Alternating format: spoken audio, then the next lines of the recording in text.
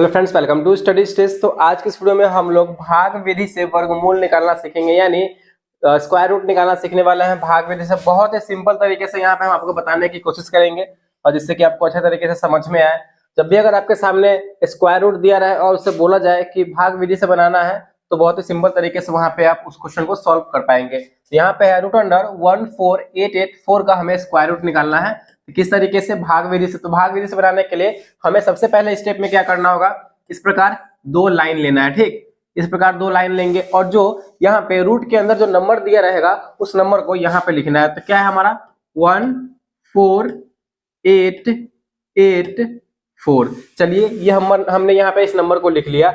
अब हमें ये नंबर जो दिया गया है इसका हमें स्क्वायर रूट निकालना है। तो स्क्वायर रूट निकालने के लिए सबसे पहले स्टेप में हमें क्या करना है कि हमें उस नंबर का पेयर बनाना है, यानी जोड़ा बनाना है। तो यहाँ पे देखिए अपने दाहिनी साइड से, तो दाहिना साइड हमारा ये है, दाहिने साइड से दो दो नंबर का पेयर बनाना है। तो इस तरफ से पीछे से जो दो नंबर का पेयर यहाँ पे बनेगा, दो नंबर का पेयर, फिर इसके बाद दो नंबर का पेयर यहाँ पे बनेगा और जो सिंगल बच जाएगा उसको हम छोड़ देंगे। अगर इसके आगे भी दो नंबर रहता तो दोनों नंबर को एक साथ हम पेयर बनाते यानी जोड़ा बनाते। तो ये नंबर हमारा सिंगल बच गया तो इसको छोड़ देंगे।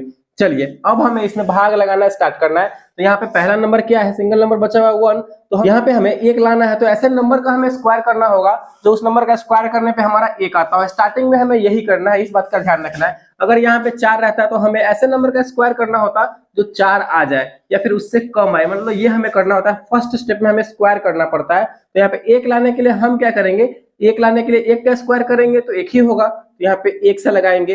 एक का स्क्वायर करेंगे तो एक ही होगा, तो यहाँ पे जो ये आंसर वाला एरिया है तो यहाँ पे आंसर लिखेंगे क्योंकि हम एक से लगा रहे हैं। तो एक का स्क्वायर करेंगे तो एक, तो यहाँ पे एक लिखेंगे। फिर भाग में क्या करते हैं, घटाते हैं, तो एक में से एक जाएगा तो यहाँ पे कट जाएगा। ठीक, और यहाँ पे जो हमने एक से लगाया है तो हमें क्या करना है, एक को एक बार और रिपीट करके लिखना है। जितना नंबर से लगाएंगे ना उसको एक बार और लिखेंगे। एक से लगाए तो एक लिखेंगे यहाँ पे और इसको हम क्या कर देंगे तो आपस में जोड़ देंगे, एक एक मिलकर हो जाएगा यहाँ पे हमारा 2। चलिए इतना करने के बाद अब हमने यहाँ पे इसका काम तो कर दिया है। इसके आगे कौन नंबर है, 4 और यहाँ पे 8 है, 8 है 4 है। तो यहाँ पे दो नंबर का यहाँ पे हमने पेयर बनाया, तो एक नंबर को यहाँ पे हम नहीं लिखेंगे क्योंकि दो नंबर का जोड़ा बनाया हुआ है तो दोनों नंबर एक साथ उतरेगा।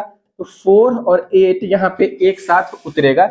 ये आपको समझ में आ रहा होगा। चलिए अब हमें यहाँ पे 48 लाना है। तो यहाँ पे 2 है, तो यहाँ पे हम ऐसा कौन सा नंबर रखेंगे और जो नंबर यहाँ पे रखेंगे ना उसी नंबर से हमें गुना भी करना होगा जिससे कि हमारा 48 आ जाए। जैसे कि यहाँ पे 2 है तो यहाँ पे अगर हम 2 रखते हैं तो हमें 2 से ही गुना करना पड़ेगा। यहाँ पे अगर हम 3 रखते तो यहाँ पे हमें 3 से ही गुना करना पड़ेगा। ये हमें करना है। ये आई होप ये समझ में आ रहा होगा। तो 2 रखे हैं, अगर यहाँ पे 2 से रख के 2 से गुना करते हैं तो देखते हैं 48 आता है कि नहीं।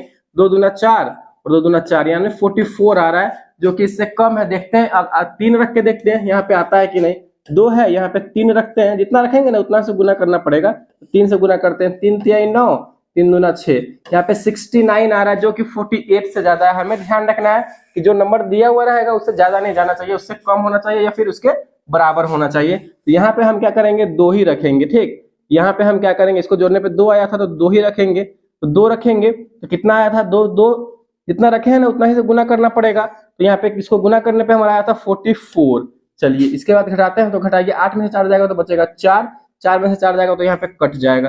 फिर इसके आगे का स्टेप क्या है, हमारा आगे का स्टेप है अगला नंबर को उतारना। तो अगला नंबर सिंगल नंबर नहीं उतरेगा क्योंकि ये जो है जोड़ा में बना हुआ है, पेयर में बना हुआ है। तो दोनों नंबर को साथ में लिखेंगे, 8 और 4। चलिए 8 और 4 यहाँ पे हमने साथ में लिख दिया है। चलिए अब क्या करेंगे, इनको भी आपस में हम जोड़ेंगे, 2 2 मिलकर हो जाएगा 4। थोड़ा सा यहाँ पे गैप हमें छोड़ के चलना है क्योंकि इसके आगे भी नंबर को हमें लिखना है। फिर 2 यहाँ पे है तो 2। अब हमें यहाँ पे ये 24 हो गया। अब हमें 24 में कौन सा नंबर यहाँ पे रखेंगे जो उसी नंबर से गुना करने पे हमारा ये 484 आना चाहिए। देखिए 24 है यहाँ पे, अब हमें ऐसा नंबर रखना पड़ेगा जो 484 आ जाए उसी नंबर को गुना करने पे। अगर यहाँ पे 2 रखते हैं तो 2 से हमें गुना करना पड़ेगा। चलिए इसको ट्राई करते हैं करके, 2 दूना 4, 4 दूना 8, 2 दूना 4, यानी फाइनली जो है हमारा 2 रखने पे जो है यहाँ पे 2 रखने पर 2 से गुना करने पर 484 आ जा रहा है। तो ऐसे ही हमें करना है। अगर यहाँ पे 2 से नहीं हो पाता तो 3 रख के देखते हैं, अगर 3 से नहीं हो पाता तो 4 रख के देखते हैं। ऐसे हमें ट्राई करना होता है। तो 2 रखे हैं और 2 से गुना किए हैं तो हमारा कितना आ गया है, 484 आ गया है।